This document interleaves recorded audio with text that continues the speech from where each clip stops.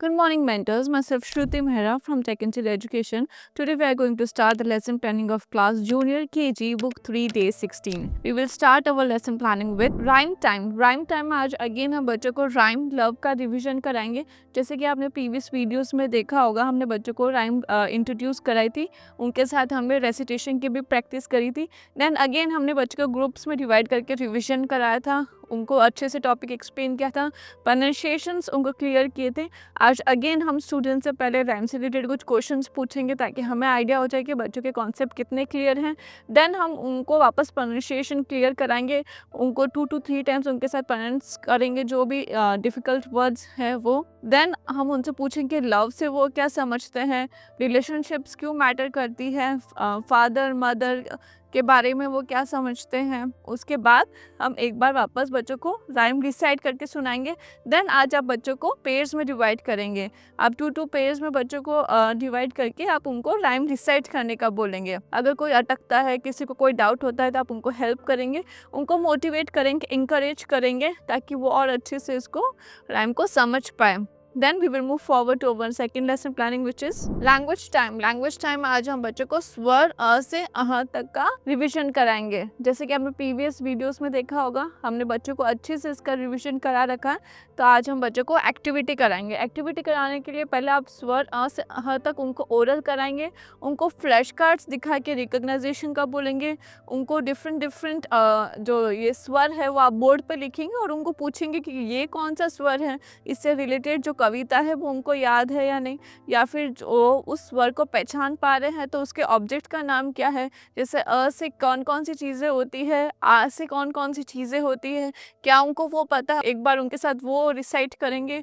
उसकी हम मात्राएं बताएंगे बच्चों को. ओ और अ की मात्रा के बारे में बताएंगे. छोटा ई बड़ा ई के बारे में बताएंगे. अगेन पूरा प्रॉपर रिविजन होने के बाद हम बच्चों के साथ ये एक्टिविटी कंप्लीट करेंगे. एक्टिविटी कंप्लीट करने के लिए हम बच्चों को पूछेंगे अ के बाद कौन सा स्वर आता है, आ के बाद कौन सा आता है, छोटी, देन बड़ी ई. ऐसे ही हम बच्चों से पूछते पूछते ये एक्टिविटी शीट कंप्लीट कराएंगे. अगर बच्चों को कोई डाउट हो तो उनके डाउट्स क्लियर करेंगे. उनको अच्छे से इंकरेज करेंगे एक्टिविटी शीट खुद से करने का. अगर उनको फिर भी कोई डाउट हो तो फिर अगेन हम उनको अच्छे से रिविजन कराएंगे. Then we will move forward to our next planning which is number time. Number time आज हम बच्चों को count and write the total number of triangles, circles and semicircles. Activity complete कराएंगे. बच्चों को प्रॉपर इंस्ट्रक्शंस देंगे page number open करने के. देन इसके लिए हम डिफरेंट शेप्स के, अगर आपके पास फ्लैश कार्ड्स हैं तो पहले स्टूडेंट्स को शेप रिकग्नाइजेशन के क्वेश्चंस पूछेंगे. जैसे आप फ्लैश कार्ड दिखा के पूछ सकते हैं विच शेप इज़ दिस, ये कौन सा शेप है. या फिर आप उनको डिफरेंट शेप्स ब्लैक बोर्ड पर ड्रॉ करके पूछ सकते हैं. या फिर आप number of shapes black board पर ड्रॉ कर सकते हैं. Number of circles, number of semi circles, triangles, squares, rectangles आप ड्रॉ करके उनको काउंट करके आगे नंबर लिखने का बोल सकते हैं. या फिर आप उनको क्लास में से डिफरेंट शेप्स के ऑब्जेक्ट्स आइडेंटिफाई करके काउंट करने का बोल सकते हैं. Then we will move forward to our activity. Activity के स्टार्ट करने से पहले हम बच्चों को बोलेंगे इसमें से कितने ट्राइंगल्स है वो काउंट करके यहाँ लिखने हैं, कितने सर्कल्स है वो काउंट करने हैं, कितने सेमी सर्कल्स है वो काउंट करने हैं. एक बार अच्छे से बच्चों का कॉन्सेप्ट क्लियर हो जाए, आप राउंड लेके चेक करेंगे कि सारे स्टूडेंट्स ने कैसे एक्टिविटी कंप्लीट की है.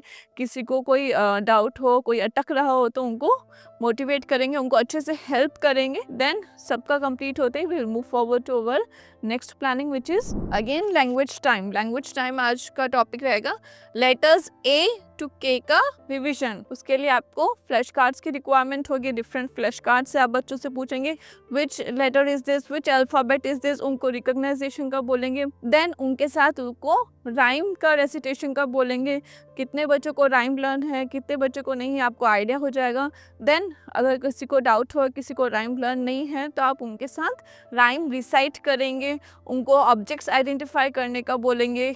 अगर आप के पास कोई ऑब्जेक्ट्स है तो आप उनको ऑब्जेक्ट्स दिखा के पूछ सकते हैं ये कौन सा ऑब्जेक्ट है, इसका नेम क्या है, उनको प्रोनाउंस करने का बोल सकते हैं. ये कौन से अल्फ़ाबेट से स्टार्ट हो रहा है उनको पूछ सकते हैं. एंड बोर्ड पे भी आप काफ़ी ऑब्जेक्ट्स ड्रॉ करके पूछ सकते हैं या फिर अल्फ़ाबेट्स आप ड्रॉ करके पूछ सकते हैं कि इसके रिलेटेड ऑब्जेक्ट्स उनको बताना है. देन ए टू के तक के जो अल्फ़ाबेट्स हैं उनको रिसाइट करने का बोलेंगे. जैसे A B C D E F G HIJK उनको रिसाइट करने का बोलेंगे ताकि उनको एक फॉर्म याद हो जाए। उसके बाद जैसे ही बच्चों का अच्छे से रिवीजन हो जाए, आप 1 to 1 स्टूडेंट्स को कॉल करके पूछ सकते हैं कि आपको A to K रिसाइट करना है।